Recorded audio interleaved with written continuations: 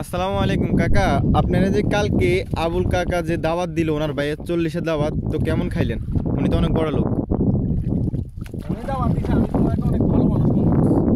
কথা কি বোঝা গেছে? উনি যে মানে নিজের নামের জন্য যে কাজটা করছে সেটা কিন্তু আমি কল্পনাই করিনি। কেন কল্পনা করিনি? আমি ভাবছি যে ওনার ভাইও বড় লোক। কথা কি বোঝা গেছে? ওনার ভাই যে মারা গেছে, তা আবুল চাচারে তো ওনার তো আমি চিনি। হ্যাঁ, ওনার ভাইকে তো আমি ওইভাবে চিনি না। কালকে যাই দেখলাম যে তার বাড়ির ভিতরে মানে 5 তলা বিল্ডিং, আর তার বাইরে যে ঘরটা আছে না, তার বাইরের ঘরটা হচ্ছে যে আপনার টিনের ঘর। এটা অনেক পুরনো, পুরা মানে একবার করে, এটা কি বলে জঙ্গে ধরে ফেলছে। হ্যাঁ, তো উনি চাইলে কি ওনার ভাই জীবিত থাকা অবস্থায় ওনার ভাইকে একটা ঘর করে দিতে পারতো না? পারতো, তাই না?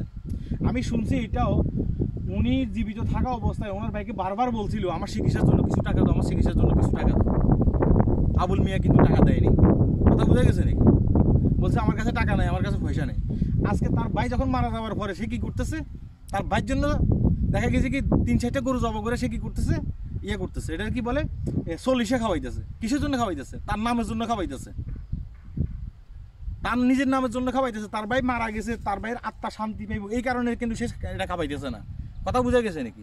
কিন্তু এলাকার কিছু আবুল আছে, তারা কি করতেছে? তারা ওখান থেকে খাইতেছে, দাঁত খোঁচাইছে, বলতেছে যে হ্যাঁ উনি ওনার ভাইকে খুব ভালোবাসে, ওনার ভাই সলিষার জন্য 3-4টা গরু জব করে দাওয়াত খাওয়াইতেছে। কিন্তু উনি ওনার নামের জন্য খাওয়াইতেছে, এটা কেউ বুঝতেছে না। তার ভাই নাকি জীবিত থাকতে তার ভাই বলছিল দেখো আমার সমস্যা, আমার অসুস্থ, আমি ভারতে যাবো, ভারতে যাই চিকিৎসা করামো, তুমি একটা কাজ করো, আমার জন্য কিছু টাকা পয়সা দাও। আমি পরবর্তী খোঁজখবর নিয়ে দেখছি যে সে কী করছে, তার ভাইকে টাকা পয়সা দেয় নেই। তার ভাইকে যদি ওই মুহূর্তে টাকা পয়সা দিত, তার ভাই ভারতে গিয়ে চিকিৎসা করা যেত, তাহলে তার ভাই এখন মরতো না। আমাদের সমাজে এরকম অসংখ্য আবুল চাচা আছে যারা তার ভাই জীবিত থাকতে কিংবা তার আত্মীয় স্বজন জীবিত থাকতে ওদেরকে কোনো টাকা পয়সা দেয় না, হেল্প করে না। মরে যাইবার পরে একটা গরু নিয়ে যায়, একটা খাসি নিয়ে যায়, 5 বছর চাউল নিয়ে যায়, নিয়ে দেখায় দেখো আমি ওনাকে কত বেশি ভালোবাসতাম, দেখো আজকে ওনার মরে যাওয়ার পরে উনি ওনার জন্য আমি চাউল ডাউল নিয়ে আসি, হ্যাঁ, যেন যাবত করে মানুষকে খাওয়াইতে পারি, যেন ওনার আত্মা শান্তি পায়। বিষয়টা কিন্তু তা না।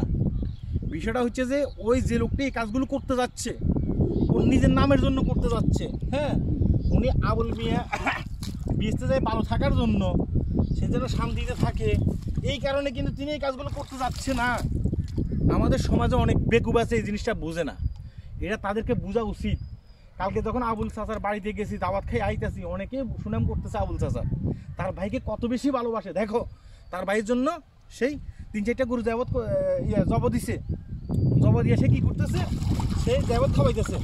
হ্যাঁ, ওই এই বেকুবগুলো এটা বোঝে না যে এটা আবুল মিয়া নিজের নামের জন্য, নিজের সুনামের জন্য, এলাকার ভিতরে না নিজের খ্যাতি ধরে রাখার জন্য তিনি এই কাজটি করতে যাচ্ছে। এটা কিন্তু অনেক বেকুব বুঝতেছে না। কথা কি বুঝতে পারছো? এটাই তো মেন কথা।